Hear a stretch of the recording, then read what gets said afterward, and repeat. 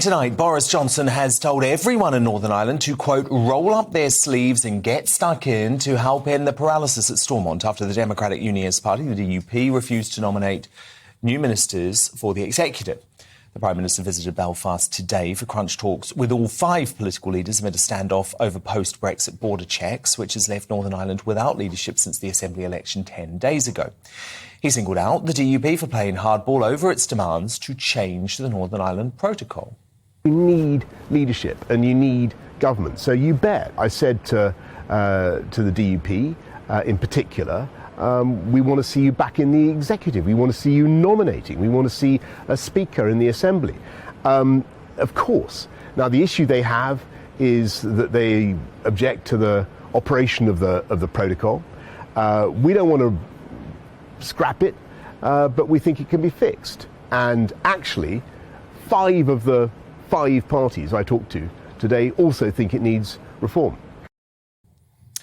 Northern Ireland, just the latest issue for the Prime Minister after a worrying set of local election results and the growing cost of living crisis. So does the Conservative Party need a total restart to set a new agenda? Well, former Brexit Minister David Davis, a Tory grandee, says yes, and he joins me now to reveal his plan. So, look, let's kick off with the Northern Ireland Protocol because, of course, it's the story of the day. You quit as Brexit Minister under Theresa May's pretty much government over exactly this. So, do you think Boris has been too conservative here? Does he just need to get rid of this damn thing? Well, I think, look, the risk of just throwing it out, exercising Article 16, changing it unilaterally, is that we end up with a trade war with the European Union. Nobody wants that. They don't want it because they got zero growth at the moment. We don't want it. So the trick is to find a diplomatic way through it that works for everybody. Now, one of the big things that the Unionists are reasonably concerned about is the barrier effectively in the Irish Sea between us, between the rest of the United Kingdom and Northern Ireland. There are ideas for having a sort of green channel so that most of the trade, which is just between ourselves and Northern Ireland, has no implication for Europe, and that can be done with no regulation at all. Then a red channel for those things that might risk going south. That sort of idea. Now, let me just make one point, however. The Good Friday Agreement was there, the way it was designed, was not to give ultimate power to the majority. It was that every minority had to be respected. And when it was created, the Irish government and other governments said, yeah, that's a very good way of approaching it. It's no different now that the minority is a Democratic Unionist Party. You still got to respect the minority. So we need to find a conclusion which fits for everybody. And Boris is starting the right way, I think. And if I were him, once he's done his tour of Northern Ireland, I would go to every capital in Europe, and actually say to them, look, this may have been designed to preserve the Good Friday Agreement. Actually, it's undermining it. Actually, it's destabilising it. Actually, it's doing harm to Northern Ireland. None of you want to do that. Let's find a proper way through. That's the way to do it. Good idea. OK, let's move on from Northern Ireland because, of course, there is a host of problems facing the Prime Minister. You have a plan, though, David Davis. You have a plan that you think can restart the party and see Boris re-elected if he were to stick with it. So run me through what you're proposing. Frankly, it's pretty simple. I mean, it starts with that most conservative thing of having low taxes. It is, after all, what we promised in the election, right? And what's happened is we've been driven off our course by COVID and a variety of things, but principally COVID, and all the economic impacts and trade impacts and so on. Now, first thing, therefore, is to start cutting, is to reverse, not cut taxes, to reverse tax increases we put through. We shouldn't have put NICs through. We shouldn't have put the increase in national insurance through. We shouldn't be putting through an increase in corporation tax. Why not? Because we're actually collecting more taxes than we ever have before, partly because we're growing faster than anybody forecast, or we were until last month, and partly because of what they call fiscal drag, which means basically as inflation comes along, you don't get your tax allowance increased, you still pay So as your wages go up, you pay more and more taxes.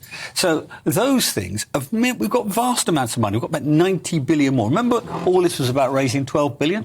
We've got 90 billion more than we expected. So put that right first. Why? Well, number one, cost of living crisis. It solves that. It doesn't solve it outright, but it does a great deal to solve it. Number two, and actually more fundamental almost, is if we carry on as we are, we're going to stop our growth rate. And we've been saying it. People like me, people like John Redwood, have been saying this for a year now. And bingo, last month the figures proved it. So that's the first thing. Stop pretending to be a low-tax party and actually be a low-tax party. Absolutely. What about housing, though? Well, that's another huge issue. Then you come down to basically three other big issues in my mind. What I'm looking at really are the big issues that people worry about. Yeah. Now, when I was in my 20s, 65%, nearly two-thirds of my generation bought their own home. Now it's a quarter. Shocking. You know? And the rents you pay, if you don't, enormous rents people have to pay. So they've got no chance of saving up the money to buy their own home. Now, why is that? Well, because population's increased by about 7 million, and so we're about 1 million short in number of houses, and about 100,000 houses a year short too. Now, what happens? If you try and do that, people say, I don't want you building next to my house. I don't want you building next to my village. I don't want you taking up my green space. Well, why don't we start building garden villages and garden towns? If you took a helicopter across the United Kingdom, as I have to do too often, if you take a helicopter, it's like flying over a golf course. Most of it's not urban, you know. You can actually do that. And if you did that and you allocated, let's say, 1,000 acres here, you make a lot of money on the increase in value. Massive. Like that. Yeah?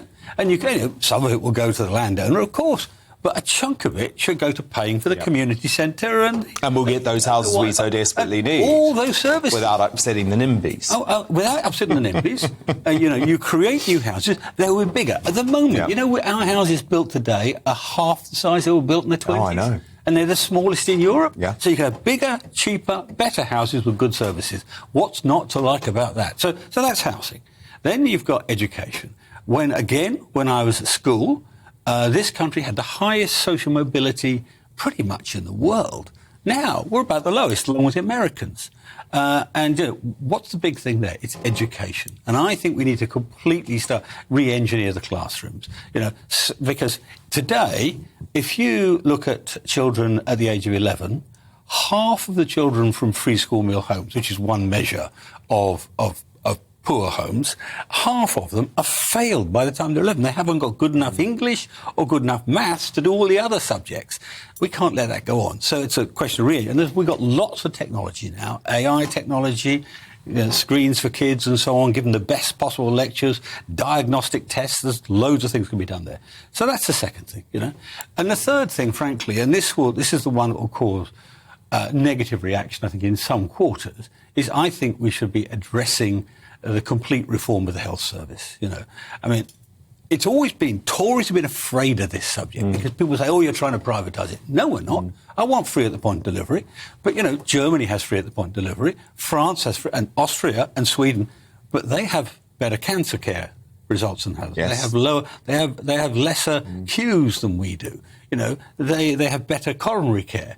And so all of these things we should be aiming to get for our people. And I think there is now a sort of gap, as it were, in the market, in the political market. I think because people can't get to see their GPs, because they're queuing up to get cancer care, because their tests have been late and so they may die before they get treated. I've had a couple of those cases in my own constituency. There is an appetite to think about this again. We now spend... honest conversation. An honest conversation. Yes. We already spend more than the OECD average on our healthcare now. Not quite as much as France and Germany, but we're catching up. And we get worse results. That is the worse issue. results for more money. I think that's a good plan. Yeah. Hope Boris Johnson was listening. Will he do it? I don't know. I hope so. David Davis, former Brexit Minister, thank you so much. Thank you.